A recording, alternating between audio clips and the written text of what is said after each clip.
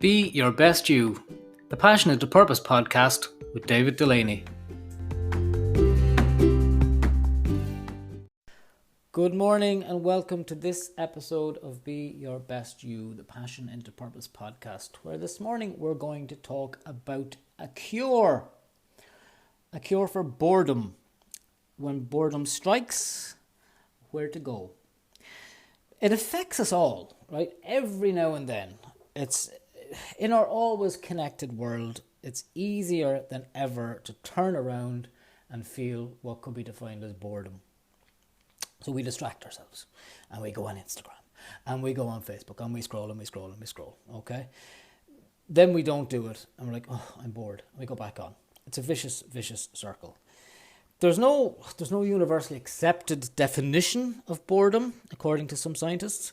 But whatever it is, it's not simply another name for depression or apathy. It seems to be a simple mental state that people find unpleasant. It's a lack of stimulation that leaves them craving relief, and there's a host of behavioural and medical and social consequences, right?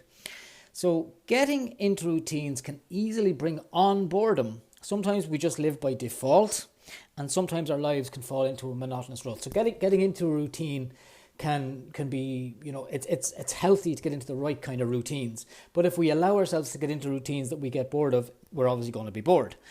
63% of us suffer from boredom at least once over a 10-day period. That's interesting. 63% of us suffering from boredom at least once over a 10-day period. So when you're bored, you feel stuck in the same routine, the same old habits, and most things happen on autopilot. Now, if you want to get technical, boredom may result from overusing the left side of the brain, okay, which is your logical hemisphere, and underusing the right, which is your creative and emotional hemisphere. So when you don't balance the two of them, you can feel restless and dissatisfied, and that's why it's important to have balance and good habits. So how do you escape boredom? What's the cure? The clue is in the word, curiosity. You can change things up by being curious, trying at least one new or uncomfortable thing a month or a week. There's so much out there now to explore. There's so much to learn. There's so much to do. Just stay curious. It'll help you discover amazing things about your life and what you can do now and in the future. So when you're obsessed with the practicality and efficiency of new things, you're going to leave little room for abstract knowledge, right?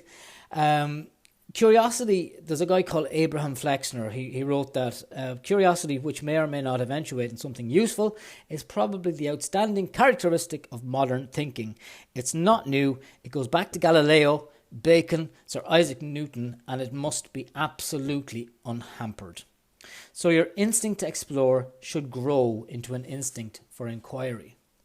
So the problem and what boredom and where it comes from, the problem for millions and millions of people around the world is that they stop being curious about new experiences as they assume responsibilities and build routines. Their sense of wonder starts to escape them.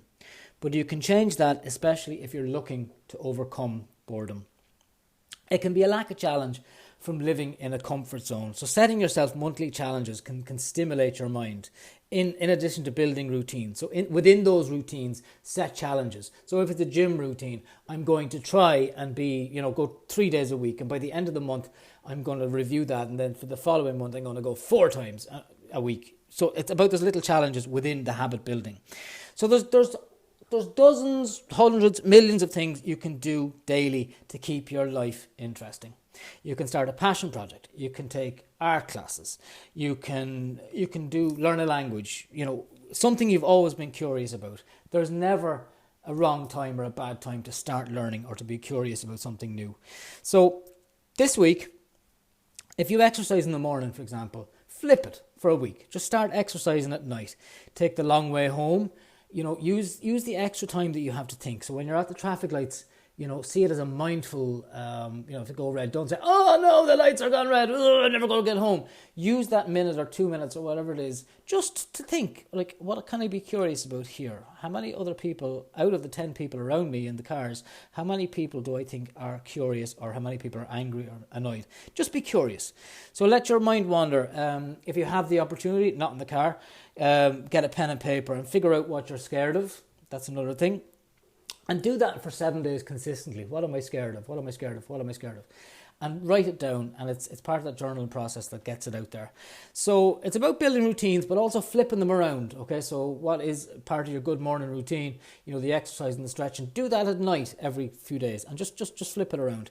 So you can overcome boredom easily by being curious and by seeking growth.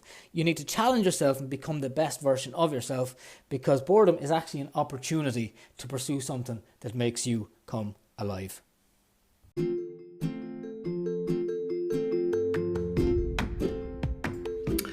And that's it for another week. Thanks for joining us this morning, and do join us next time on Be Your Best You. Have a good week.